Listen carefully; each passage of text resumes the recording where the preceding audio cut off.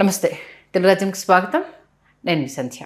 ప్రస్తుతం మన దేశవ్యాప్తంగా నీట్ ఎగ్జామ్కి సంబంధించి ఏ రేంజ్ ధర్నాలు జరిగాయి, కేంద్రం దిగొచ్చి కేంద్ర విద్యాశాఖ మంత్రిని మార్చడము, ఇది మనం చూసాం. ఇప్పుడు నీట్ పరీక్షను రద్దు చేయాలి, దాంట్లో ఉన్న లొసుగులు లోపాలు చాలా ప్రత్యక్షంగా కనిపిస్తున్నప్పుడు చాలామంది విద్యార్థులు నష్టపోతున్నారు అన్న అంశము, రాష్ట్రాలు నష్టపోతున్నాయి అన్న విషయానికి సంబంధించి పెద్ద ఎత్తున నినాదం తెర మీదకి రావడం జరిగింది. నిజంగా రద్దు చేసే అవకాశం ఎంతవరకు ఉంది, రద్దు చేస్తే ఎలాంటి లాభాలు కలిగే అవకాశం తెలుసుకునే ప్రయత్నం చేద్దాం. సామాజిక ఉద్యమకారులు చలసాని శ్రీనివాస్ గారు మనతో ఉన్నారు, ఆయన మాటల్లో. శ్రీనివాస్ గారు నమస్తే. నమస్కారం, అందరికీ నమస్కారం. ఏంటి కొత్త ప్రతిపాదన, రద్దు చేయాలి అనేసి? నీట్ అంటే కొంకారపేట ఇప్పుడు ఎగ్జామ్స్ రాసిన ఉంటారని ఇప్పుడు ఎన్ఐటి ఏదైతుందో ఆ టెస్ట్ విధానాన్ని మొత్తం రద్దు చేయాలని డిమాండ్ చేస్తున్నాను. ఇది నేను ఎప్పటి నుంచో చేస్తాను, నేను కాదని తమిళనాడులో అనిత్ అనే విద్యార్థిని ఎంత బాధాతప్త హృదయంతో తను ప్రశ్నించిందో. తను టాప్ ర్యాంకర్, మొత్తం కాలేజీ వరకు కూడా ఇంటర్మీడియట్ +2 వరకు టాప్ ర్యాంకర్ కాలేజీలో, స్టేట్లో నెంబర్ 1. అలాంటి ఆవిడ నీట్ పరీక్ష విషయంలో అసలు ర్యాంక్ కూడా ఫెయిల్ అయిపోయింది. ఎందుకు సందర్భం అని వచ్చిందంటే, సిలబస్ స్టేట్ సిలబస్లో చదువుకున్న ఆవిడ సెంట్రల్ ఉత్తర సిలబస్ ఏదైతే చేస్తారో దానికి తమిళనాడులో బ్రహ్మాండంగా ఉద్యమం లాగా వచ్చింది. మన తెలుగు వాళ్ళు సహకరించలా. మన బంగారం మంచిది కాకుండా పోయిందండి ఇదంతా. ఆ రోజుని చెప్తున్నాం, ఆ దిక్కుమాల విధానం వద్దు, దొబ్బేస్తున్నారు మన సీట్లన్నింటినీ. ఎంత దుర్మార్గం అంటే, ఇక్కడ చైనా బ్యాచ్ ఉండేది, చైతన్య నారాయణ, కేశవరెడ్డి విద్యా సంస్థలు, ఇంకా చాలా ఉన్నాయిలేండి, ఊళ్ళలో వచ్చినాయి, పుట్టగొడుగులో వచ్చినాయి. వీళ్ళు దుర్మార్గం చేస్తున్నారు అనుకున్నాం మనం. ఎవడో వీడు నారాయణ గారో లేకపోతే ఇంకొకళ్ళు కేశవరెడ్డి గారు తర్వాత సంగతి. ఇప్పుడు అంతా కేంద్రంలోని ఉత్తర భారతీయ రాజస్థానీ మార్వారి ప్రాంతంలో స్థిరపడిపోయారు మొత్తం అందరూ. ఇవాళ ఈనాడు పేపర్, సాక్షి పేపర్, నమస్తే తెలంగాణ తిరిగేస్తే ఫస్ట్ పేజీలో ఆకాష్ కోటా రండి మొత్తం అంతా రాజస్థానే.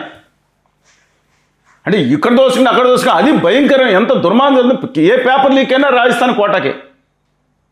నేను అడుగుతూ ఉన్నాను, ఖచ్చితంగా మన స్టేట్స్ ఇది రద్దు, ధైర్యం ఉంటే, నిజాయితీ ఉంటే, నిబద్ధత ఉంటే, మీకు ధైర్యం ఉంటే రాష్ట్ర ముఖ్యమంత్రులారా, నేను తెలుగు రాష్ట్రాల ముఖ్యమంత్రులు అడుగుతున్నా, విత్ డ్యూ రెస్పెక్ట్, మీకు నిజాయితీ ఉంటే, మన పిల్లల పట్ల ప్రేమ ఉంటే, ఆప్యాయత ఉంటే, తక్షణమే కేంద్ర పరీక్షా విధానాన్ని 80% సీట్లు రద్దు చేయమని చెప్పండి.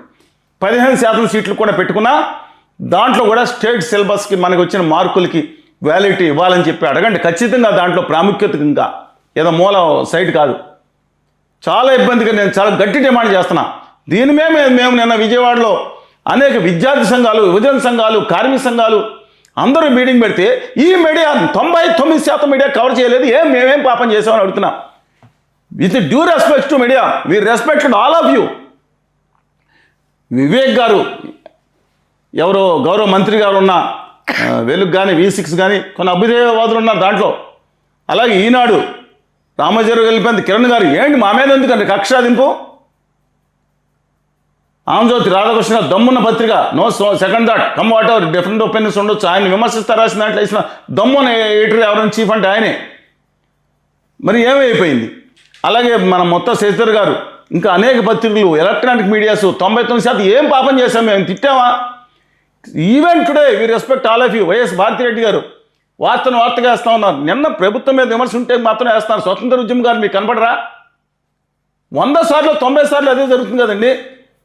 ఢిల్లీలో వెళ్ళి 300 మందితో మేము ధర్నా పెడితే ఒక్క అక్షముక్క రాయలేదు. ఏం పాపం అంటే మేము తిట్టాలా జగన్ గారి కుటుంబ సభ్యుల్లో, కళ్యాణ్ గారి పెళ్లిళ్ళ మీద, లేదా చంద్రబాబు నాయుడు గారినో వాళ్ళ కుటుంబాలలో తిట్టి, లేదా కేసీఆర్ గారిని తిట్టాలా?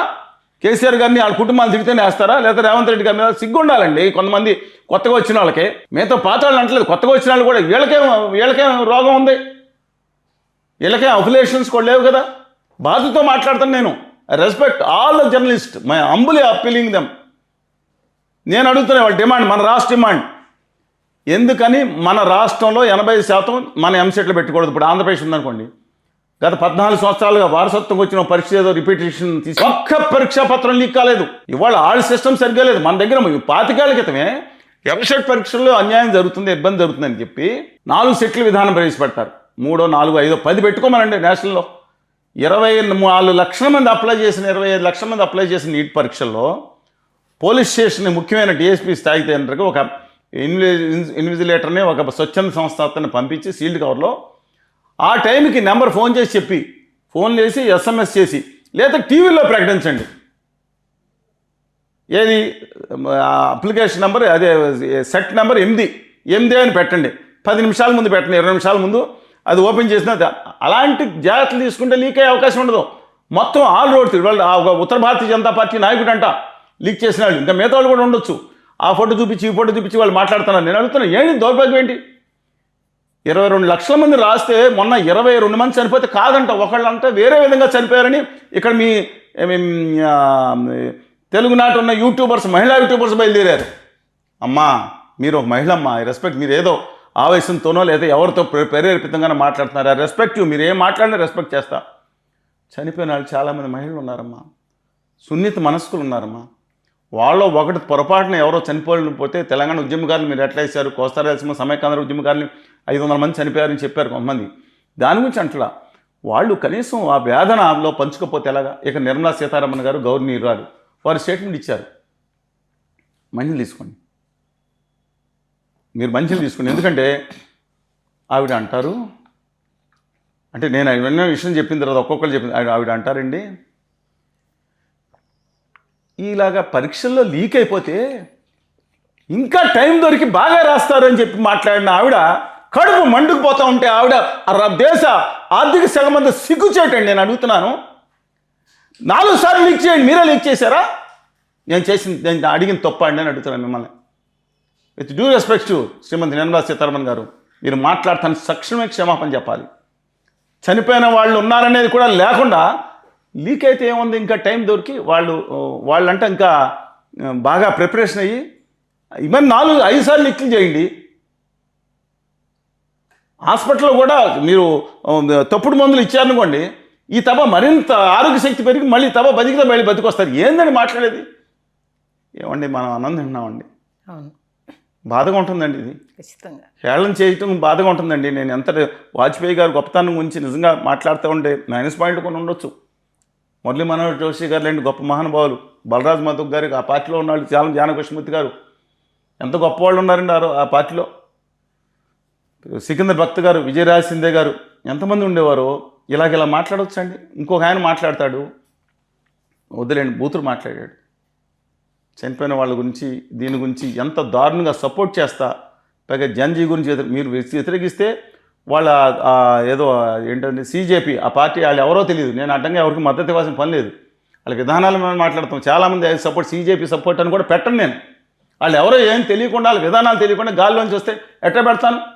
నన్ను తిట్టవచ్చు కొంతమంది CJP వాళ్ళు, ఐ డోంట్ మైండ్. నా దేశ సమగ్రత పట్ల వాళ్ళకి మంచి అభిప్రాయం ఉందనుకో, కానీ ఏదైనా సరే నేను నా అభిప్రాయం ఖచ్చితంగా వ్యక్తం చేయాలి.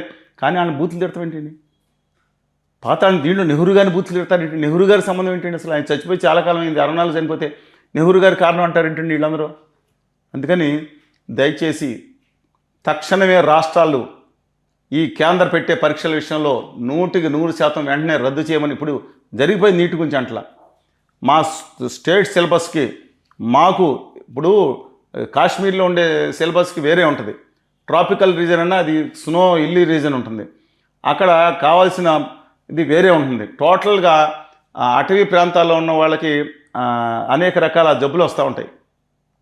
మీరు చూశారు కదా, tropical reason, sub tropical reason దానికి వేరే ఉంటుంది. ఇప్పుడు రాజస్థాన్ ఉండే ప్రాంతానికి వేరే ఉంటుంది. కొంత అంతా టెక్నాలజీ ఎక్కువ, స్థానిక పరిస్థితులు, స్థానిక సిలబస్. మేము మా ఎంసెట్ విషయంలో ఇవాళ మీరు హైదరాబాద్ వెళ్తే ఫీవర్ హాస్పిటల్ ఉంటుంది, ఎందుకంటే ఛాతీ వైద్యశాల ఎక్కువ ఉంటుంది. ఎక్కువ వచ్చే కొన్ని చోట్ల ఎక్కువ, ఒక చోట ఎక్కువ వస్తూ ఉంటాయి, ఒక చోట తక్కువ వస్తూ ఉంటాయి.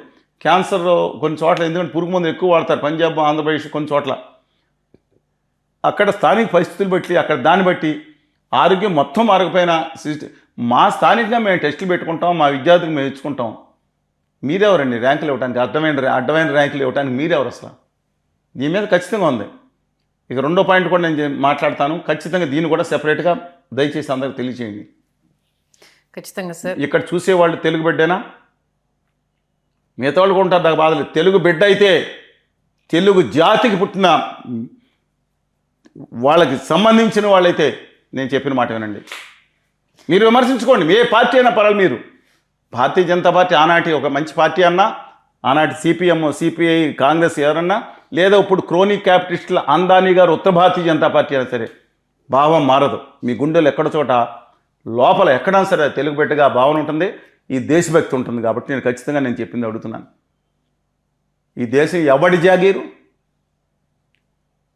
కొంతమంది అబ్బల జాగీరు కాదు కదా. మీరు తెలుగు భాష అంటే తెలుసు కదా, ఈ దేశ మూల భాషల్లో ఒకటి. మళ్ళా చెప్తున్నానండి, ఈ దేశ మూల భాషల్లో తెలుగు ఒకటి. ఆ ఇంగ్లీష్ మీద కొంతమంది నేర్చుకుంటున్నారు. ఇంగ్లీష్ అనేది యూరోపియన్ లాంగ్వేజ్, ఆంగ్లో సాక్సన్ ఏదో యూరోపియన్ లాంగ్వేజ్, ఓకే.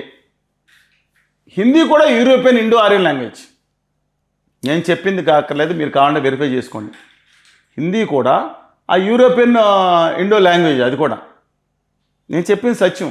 చాలామంది ఇక్కడ ఆ లిపి కూడా సొంత లిపి లేదు, హిందీకి రాసుకున్నాక సొంత లిపి అద్దె లిపి దేవనాగరి నుంచి అక్కడి నుంచి తెచ్చుకుని రాసుకుంటారు. మీరు రాసుకుని ఆ అక్షరాలు హిందీ నిన్న కాక మనం పుట్టిందని, అది క్లాసికల్ లాంగ్వేజే కాదు. గవర్నమెంట్ అఫీషియల్గా కూడా దగ్గర చేయలేదు. ఏదో జనం ఒక 50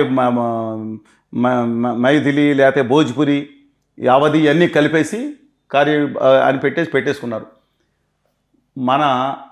మన దేశంలో రెండో అతిపెద్ద భాష ఒకనాడు తెలుగు, ఇవాళ పడిపోయి ఉండొచ్చు. 12-13 కోట్ల మంది పైన మాట్లాడతారు.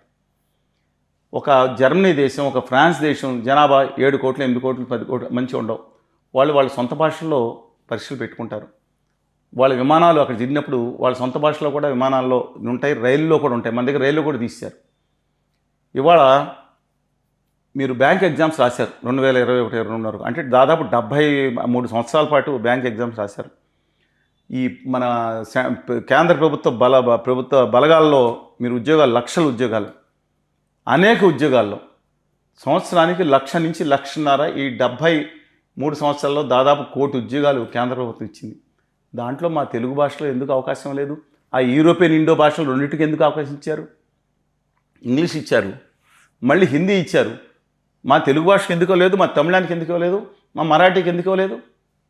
మొత్తం హిందీలో ఎవరో పూర్వం మన ముఖ్యమంత్రి గారు లండన్ వెళ్ళారంట. మాజీ ముఖ్యమంత్రి చాలా మంచివాడు, చాలా ఆత్మీయంగా ఉండే చాలా గొప్పవాడు, కానీ అమాయకుడే. ఆయన మనం గుండెలో పెట్టి చూసుకునే మనిషిగా గౌరవించే గొప్ప ఆయన. చదువుకోలేదు, 6 కూలీ నేను అని చెప్పుకునేవాడు, చాలా గొప్పవాడు మనిషి. అమెరికా వెళ్ళి అదేంటిది ఇంగ్లాండ్కి వెళ్తే చిన్న పుట్టిన పిల్లాడు కూడా అద్భుతంగా ఇంగ్లీష్ మాట్లాడేస్తున్నాడు అన్నారండి. అది ఇంగ్లీషు వాళ్ళు పుట్టుకుదవుతూ తెలుగు మాట్లాడినట్టు. అలాగా నేను చెప్తున్నానండి, హిందీ వాళ్ళ దాంట్లో ఇంగ్లీష్ పరీక్ష ఇచ్చి లక్షల ఉద్యోగాలు, 70 లక్షల ఉద్యోగాలు కోల్పోయాం మేము. ఇప్పుడు మీరు హిందీ వాళ్ళకి అప్ చేసి బ్యాక్లాగ్ కింద మా తెలుగు, తమిళ, మిగతా భాషలో పెట్టండి. నేను డిమాండ్ చేస్తున్నాను, ఈ దేశ పౌరుడిగా డిమాండ్ చేస్తున్నా. సిగ్గుంటే మీకు ఈ దేశం అంతా ఒక్కడనే అభిప్రాయం ఉంటే, ఉత్తర భారత అహంకార మదహంగం చూపించే బ్యాచిలారా, మీకు సిగ్గుంటే, మీకు నిజాయితీ ఉంటే, దేశం పట్ల అభిమానం ఉంటే, దేశం అందరూ ఒకటి అనుకుంటే తక్షణమే బ్యాక్లాగ్ పోస్టులు పెట్టి మా తెలుగు భాష, మా తమిళ, మా కన్నడ, మా మలయాళ, మా బెంగాలీ, మా మరాఠీ అన్నీ కలిపిన దేశం గొప్పది అనుకుంటాం కదా, మా భాషల్లో పరీక్షలు కూడా పెట్టి మా ఊరు నష్టపోయిన ఉద్యోగాలు బ్యాక్, లక్షల మంది ఉద్యోగాలు, మీకే 1-2-3 లక్షల ఉద్యోగాలు రూపాయలు రావాలా? ఏ సెంట్రల్ ఇండస్ట్రియల్ సెక్యూరిటీ కోర్స్కి వెళ్ళినా, ఏ విమానాశ్రయానికి వెళ్ళినా 90% ఆ ఉత్తర హిందీ వచ్చిన వాళ్ళు ఉన్నారండి. ఎందుకంటే వాళ్ళు రాసుకో, ఇప్పుడు మార్చారు. నిర్మలా సీతారామన్ గారిని అడిగాం, గట్టిగా డిమాండ్ చేసాం. ఈ బ్యాంకుల్లో అంటే బ్యాంకుల్లో స్థానికంగా కొంత స్థాయి వరకు మన మాతృభాషలో పెడుతున్నారు. హిందీ రాజభాష కాదు, అలా దొంగలు చెప్తున్నారు దొంగ మాటలు. ఇవాళ వరకు అమలయ్యేది అది అయినా మిగతా అన్ని భాషలు సమానంగానే ఉంటాయి. అంటే రాజభాషగా దాని అఫీషియల్గా ఓన్లీ హిందీ అనేది తప్పండి. ఇవాళ పైగా ఎవడో పనికిమాలాడు వచ్చి మాట్లాడతాడు. ఇక్కడ మనం హిందీ రాష్ట్రాలకు వెళ్తే ఉపాధి దొరుకుతుంది. ఎవడేంటి మాట్లాడింది? కామన్ తెలుగు మీద ద్వేషం ఉన్న వాళ్ళు. మీ అమ్మ లాంటి తెలుగు తల్లికి ద్రోహం చేసే బ్యాచ్ ఏంటి మాట్లాడేవాళ్ళు గుర్తుంచుకోండి. ఎవడన్నా కానివ్వండి, వాడు రాజకీయ నాయకుడు కానివ్వండి, హీరో కానివ్వండి, తెలుగు ద్రోహి వాడు ఏం మాట్లాడతారు? వాళ్ళు జార్ఖండ్, మధ్యప్రదేశ్, బీహారు, ఉత్తరప్రదేశ్ ఈ ప్రాంతాల నుంచి ఆంధ్రప్రదేశ్కి, తెలంగాణకి లేదా బెంగళూరుకి ఉద్యోగాలు చేసుకున్న వాళ్ళు 99% వస్తున్నారా? మన తెలుగు రాష్ట్రాల నుంచి ఆ బీహార్లోకి వెళ్ళి ఉద్యోగం చేసుకునేవాడు ఒక్కడ ఉన్నాడా? ఎవడ భాష నేర్చుకోవాలి, ఎవడు కుడితే ఉపాధి దొరుకుతుంది. వాడు అక్కడ తెలుగు నేర్చుకుంటే వాడికి ఉపాధి దొరుకుతుంది. మనం వెళ్ళి వాళ్ళ చుట్టూ మోకాళ్ళు వదిలి హిందీ అని మాట్లాడుకుంటున్నాం. హిందీని గౌరవిద్దాం, మన భాషగా, ఇండో యూరోపియన్ భాషగా గౌరవిద్దాం. ఒక యూరోపేష్గా నా తెలుగు జాతికి జరిగిన అన్యాయం మాత్రం సవరించుకోవాలి. దీని మీద చాలా గట్టిగా చెప్తున్నాను నేను. ఇంకా కేంద్ర ప్రభుత్వం ఇంత గొడవ జరిగిన తర్వాత కూడా జేఈ ఎగ్జామ్స్ మోడీ గారు వచ్చారు, గుజరాతీ ఆయన తెలుసుగా మీకు, అమిత్ షా గారు, మోడీ గారు, అదానీ గారు, వీళ్ళందరూ గుజరాతీ పెద్దలు. వీళ్ళు వచ్చి జేఈ ఎగ్జామ్స్లో హిందీ, ఇంగ్లీషు, గుజరాతీ పెట్టాడండి. మహానుభావుడు గుజరాతీ పెట్టాడు. కొమ్ములు ఉన్నాయా, దానికి లిపి కూడా అక్కడి నుంచి తెచ్చుకుని దాంట్లో మీ గుజరాతీ భాష కొమ్ములు ఉన్నాయని పెట్టి నాన్న కూడా పెట్టి మేము రోడ్ల మీద నిలబడితే అప్పుడు మన భాషలో కూడా యాడ్ చేశారు. దానికి 2 కొమ్ములు ఉన్నాయా గుజరాతీకి? మా తెలుగు భాషలో మూల కూడా మాట్లాడరు. మీ గొప్ప భాష ఉండొచ్చు. మోసం జరిగింది, అన్యాయం జరిగింది. ఇప్పుడు ఇంకా కూడా పోస్టల్ కొన్ని డిపార్ట్మెంట్ చోట మా తెలుగు భాషలో పరీక్ష పెట్టట్లేదు. జరిగిన 70 లక్షల ఉద్యోగాల నష్టానికి బాధ్యత ఎవరు తీసుకుంటారు? నేను ఈ ప్రభుత్వాన్ని అంటలా, ఈ ఆదా మోషా గార్ల ఉత్తర భారతీయ జనతా పార్టీ ప్రభుత్వాన్ని అంటలేదు. ఇంతకుముందు పాలించిన భారతీయ జనతా పార్టీ కానీ, కాంగ్రెస్ పార్టీ, యూపీ, తర్వాత నేషనల్ ఫ్రంట్ కానీ, వీళ్ళందరూ చేస్తున్న దాని గురించి మాట్లాడుతున్నాను. నేను ఒక్కళ్ళని ఎందుకు పాయింట్అవుట్ చేస్తాను? తక్షణమే తెలుగు జాతి బిడ్డలైతే మేము నష్టపోయిన లక్షల ఉద్యోగాలు మాకు ఇవ్వండి. అద్భుతమైన ఉద్యోగాలు 1, 2, 3 లక్షల ఉద్యోగాలు వచ్చాయి. బ్యాక్లాగ్ పెట్టండి. మేము నష్టపోయింది ఈ దేశ చరిత్రలో మేము సొంత బారులో సర్వతత్వ గణతంత్ర రాజ్యంలో మేము భాగం, ఈక్వల్ భాగం. మేము ఎవరికంటే కూడా తక్కువ కాదు. నేను చెప్పింది మీరు ఏమన్నా దయచేసి ఆత్మగా మీ పార్టీలు ఉంచుకోండి, మీ కులాలు ఉంచుకోండి, మతాలు ఉంచుకోండి, ఏమి ఉంచుకోండి. ఇది మాత్రం ఏమని చెప్పి కోరుకుంటా ఉన్నా. ఖచ్చితంగా సార్, జరుగుతున్న అన్యాయానికి సంబంధించి రాబోయే రోజుల్లోనే రాష్ట్రాలు కూడా నినదించాలి, మీతో గొంతు కలపాలని మనస్ఫూర్తిగా కోరుకుందాం. ధన్యవాదాలు సార్. నమస్కారం, అందరికీ నమస్కారం. హలో, తెలుగు రాజ్యం ఛానల్ చూస్తున్నారా? సామాజిక, రాజకీయ, జీవన చిత్రణే తెలుగు రాజ్యం. అతిశయోక్తులు, అసత్యాలు ఉండవు. రాజకీయ కోణం కాదు, ప్రజా కోణమే కొలబద్ద.